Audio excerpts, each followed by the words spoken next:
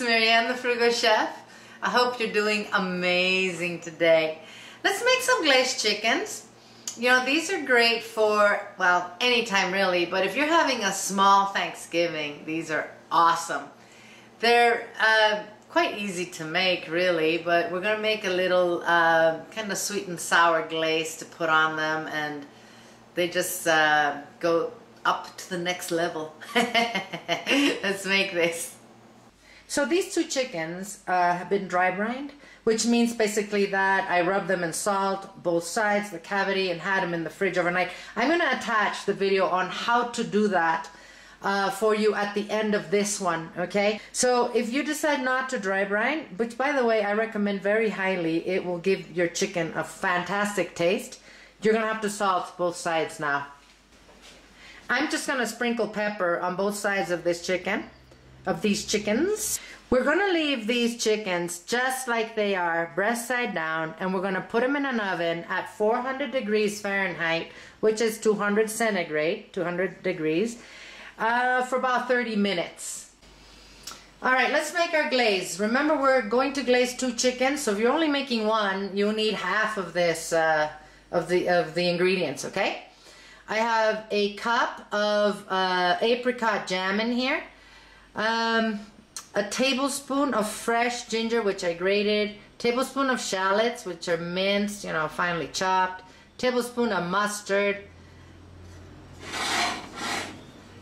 half a cup of orange marmalade, about half a tablespoon of rosemary leaves, and about 6 garlic cloves, which are minced. I'm going to add a tablespoon of soy sauce to this.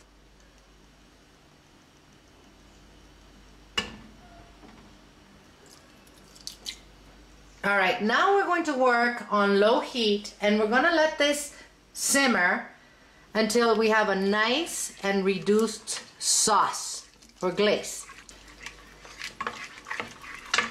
You do not need to stir it constantly, you know, but don't abandon it, okay? Stir it occasionally. Okay, now that this has melted, as you can see, now we're going to just let it do its thing. Stir it once in a while and let it reduce, okay? Very low heat. Alright, look at this. It's nice and thickened.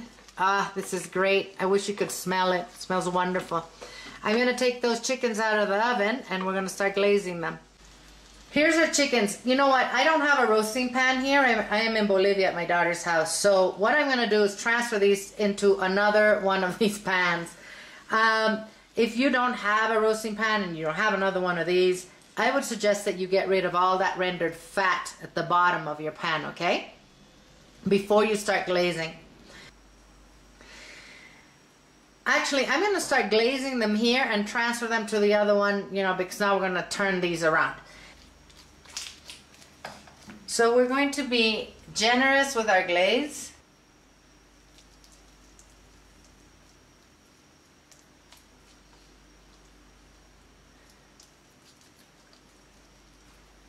Please be careful when you turn these around, don't burn yourself. Alright, so now I'm going to glaze this side.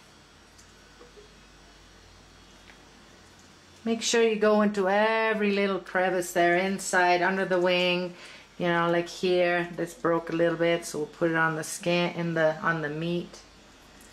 I am going to reduce my oven to 350 degrees, and now I'm going to, you know, finish cooking these. 350 degrees Fahrenheit is about 170 degrees centigrade. We're going to reglaze these in about 30 minutes, so I'll see you then. Alright, half an hour went by. I'm going to reglaze this. The little wing tips are starting to get dark. I am going to tent this with foil and put it back in the oven for another 30 minutes.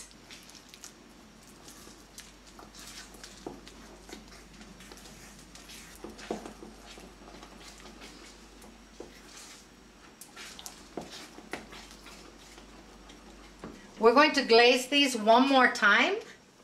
These were in the oven for that extra half hour, and you know what? I'm going to cook them for about 20 minutes with the foil, and then I'm going to take the foil off and let them kind of dry up, okay? And caramelize, and our chicken will be ready. The way you're going to know if your chicken is ready is if you insert a meat thermometer right here in the deepest part of the thigh. It should register 165, maybe 170. Don't let it cook more. It'll be dry. There's no need. On the other hand, make sure it's completely cooked, because if you eat it raw, it can make you very sick. By the way, 175 degrees, that's Fahrenheit. I really don't know what that's in centigrade. I'll find out, put it on the recipe. Another way to know that the chicken is cooked is by separating the leg from the body. And if you have juices that are flowing, that are clear, there's no blood, your chicken's ready. All right, I'll see you when this is done. We're going to char some orange slices just to decorate our platter with our chicken, okay? So you can do this on in a broiler if you want. Just put them in the oven.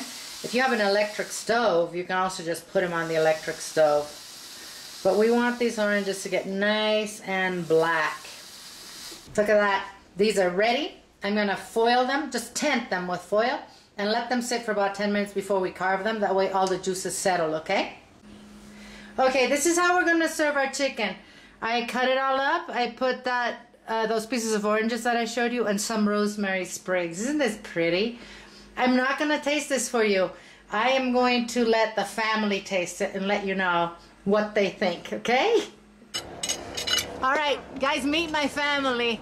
My brother, my sister, my daughter, my grandkids, my mom, my other kids. How's the chicken? Delicious. Is it really? Describe the flavor for me. Spectacular. Ya pues. Tangy. Tangy.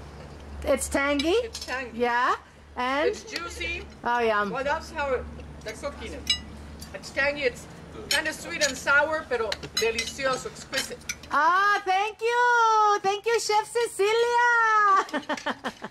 I'll see you guys soon. I really hope you liked this video. And if you did and you give me a like, that would be just fantastic. If you share it, wow, thank you. Also, if you haven't subbed, please do so. All you gotta do is click right here. And thank you. I will have this recipe on the website waiting for you guys to come and print it. In the meantime, eat well without going broke. And I'm gonna see you soon.